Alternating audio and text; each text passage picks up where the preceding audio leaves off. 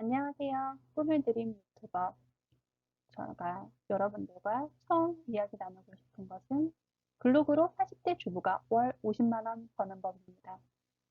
평범한 40대 주부가 어떻게 월 50만 원의 수입을 블로그를 통해 얻게 되었을까요? 지금 그 이야기를 함께 시작하겠습니다.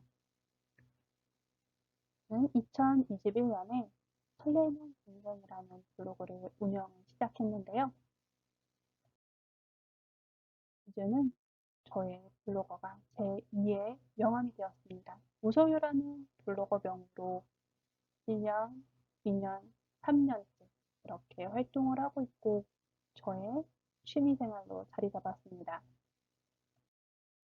2021년 3월에 블로그를 시작했는데 처음에는요 제가 글을 써도 하루에 제 블로그에 방문하는 방문객 숫자가 10명, 50명도 채 넘지 않았습니다.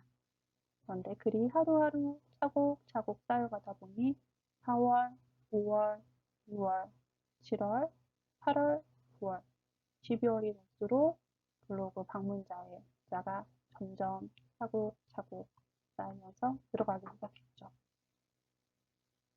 2022년에는 그 작년보다도 좀 더 방문자 수가 늘어났습니다. 일십, 백, 천, 만, 2만 명, 한 달에 2만 명이 넘는 방문자가 저희 블로그를 찾아와 주었습니다. 2023년 아직 끝나지 않았죠? 네. 1월, 2월, 3월, 4월, 5월, 6월, 7월에는요, 6만 건을 저 포스팅을 봐주셨습니다.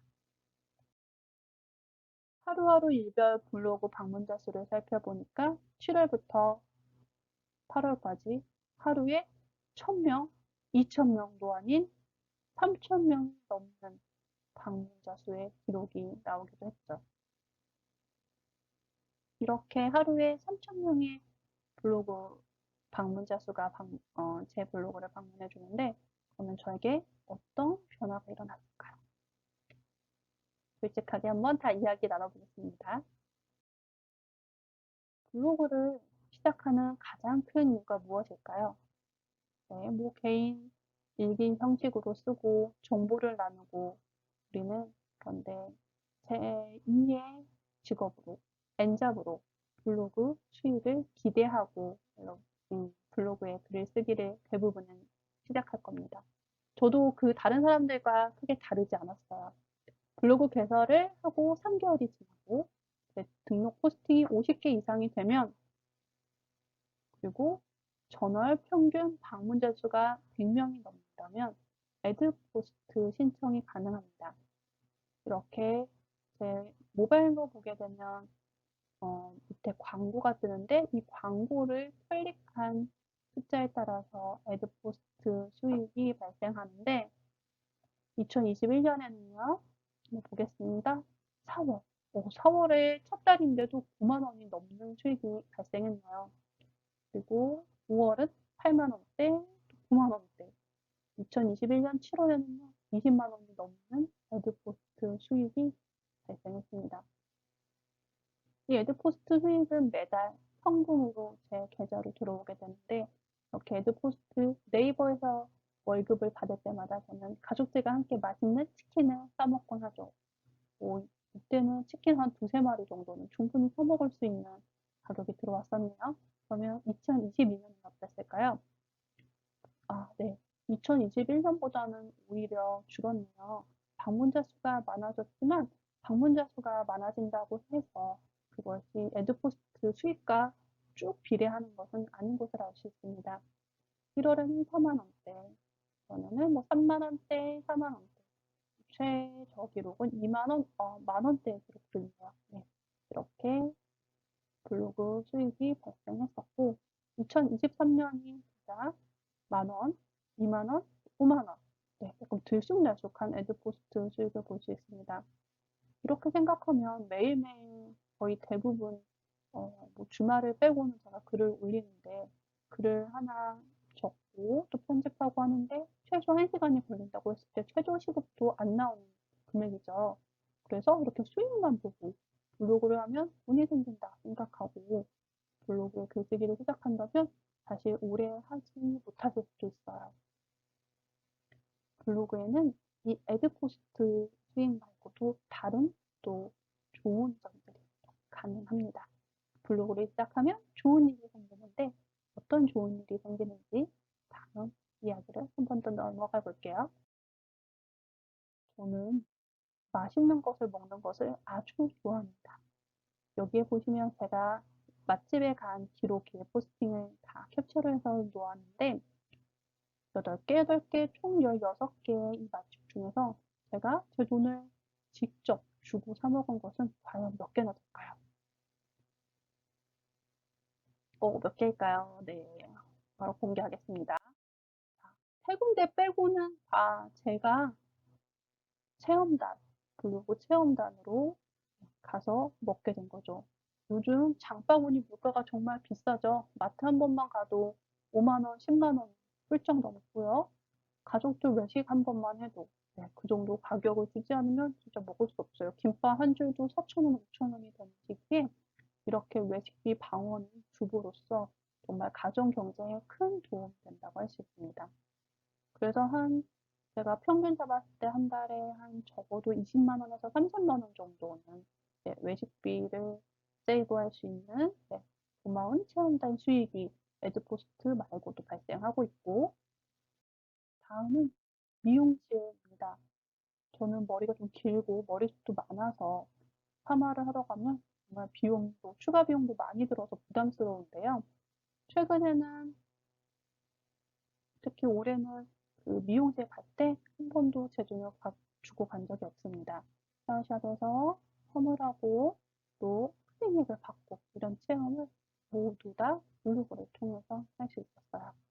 그리고 가족 여행 가는 것도 아주 멋진 펜션에서 1박을 하는데 그리고 체험단으로 멋진 추억도 쌓고 왔죠. 이렇게 다양한 경험을 할 수 있는 블로그를 하다 보면 저와 결이 비슷하고 관심사가 비슷하고 그런데 연령이 전혀 또 다르고 전국에서 저와 어, 결이 비슷한 분들을 많이 만나서 공감하고 또 소통할 수 있는 재미도 있답니다. 블로그를 왜 해야 할까요? 블로그를 왜 해야 하는지 이유와 또 그 장점에 대해서 우리 한번 생각해 보도록 할게요. 다음 그림 한번 볼까요? 이거는 이정문 화백이 1965년에 2000년대를 생각하면서 그린 거예요. 전기자동차, 움직이는 도로, 컴퓨터의 도움으로 많은 일들이 우리가 편안해졌죠. 정말 그때 상상했던 일들이 많이 이루어졌어요. 지금 우리가 살아가는 세상은 AI가 많은 우리의 현재 직업을 대체를 하고요. 또 40, 50대의 비자발적인 퇴직자가 40만 명이 넘는 시대를 살고 있습니다. 우리는 과연 지금 어떤 것을 할 수 있을까요?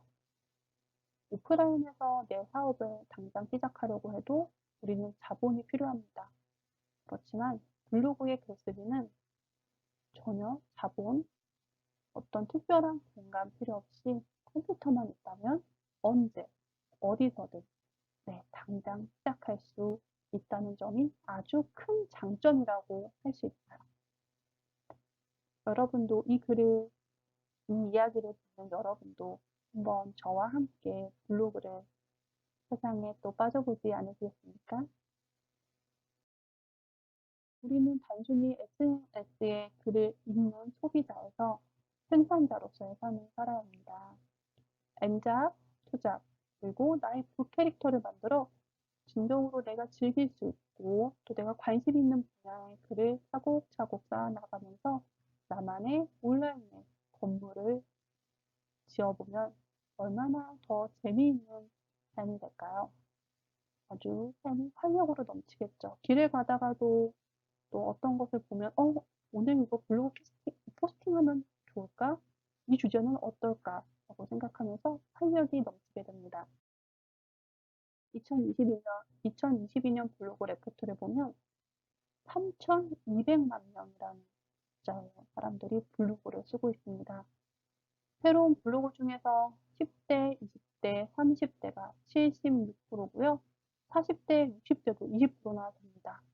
정말 전 국민들의 많은 사람들이 블로그를 쓰고 있는데 그중에서 네이버가 상위 노출을 시켜줘야지 내 글이 많은 사람에게 읽힐 수 있겠죠. 많은 사람에게 읽힐 수 있는 글은요, C랭크와 다이아 플러스 로직으로 판단됩니다. C랭크는 특정 주제에 대해서 전문성 있는 콘텐츠를 꾸준하게 작성하는 것이 높은 점수를 받을 수 있는데, 제가 예를 들어 국내 여행에 대해 자주 글을 쓰고 또 경험을 많이 포스팅했어요. 그런데 어느 날 갑자기 영어 공부, 영어 책 이렇게 포스팅을 한다면, 글을 쓴다면 그 글이 과연 상위 노출이 될 수 있을까요? 그렇죠. 전문성 점수에서 많이 떨어지기 때문에 상위 노출이 될 수 없을 거예요. 그래서 내가 어떤 것에 관심 있고 좀 더 잘할 수 있는지 생각해 보는 것이 중요하고요. 그렇다면 이렇게 C랭크만 있다면 계속 오랫동안 한 분야에서 써온 사람들의 글만 노출될 수 있겠죠. 그래서 그것을 막기 위해서 새로운 또 블로거들의 글을 고퀄리티의 새로운 블로거의 글을 노출시켜주기 위해서 다이아 플러스라는 로직도 있습니다.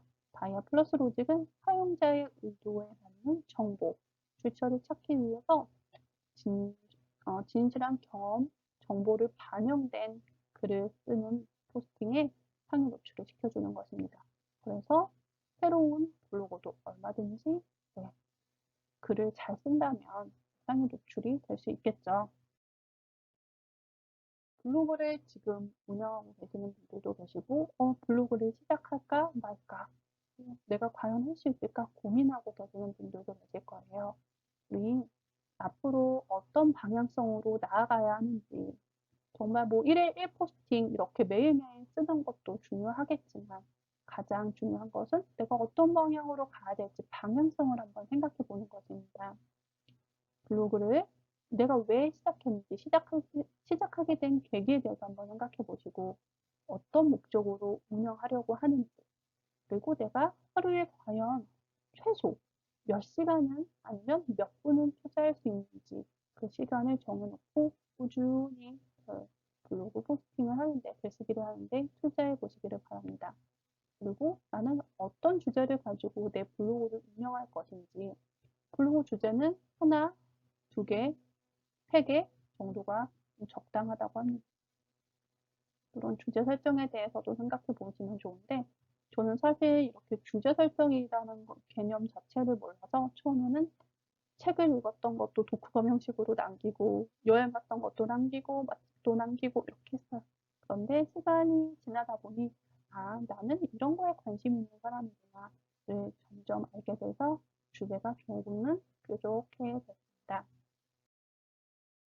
메인 주제와 또 일상 주제 한번 생각해 보시면 좋을 것 같습니다. 여러분도 저와 함께 제2의 명함을 만들어 보지 않으시겠어요? 다음 시간에는 어떻게 하면 블로그 글을 좀 더 편안하게 쓸 수 있는지 이야기 나눠보겠습니다. 다음에 다시 만나요.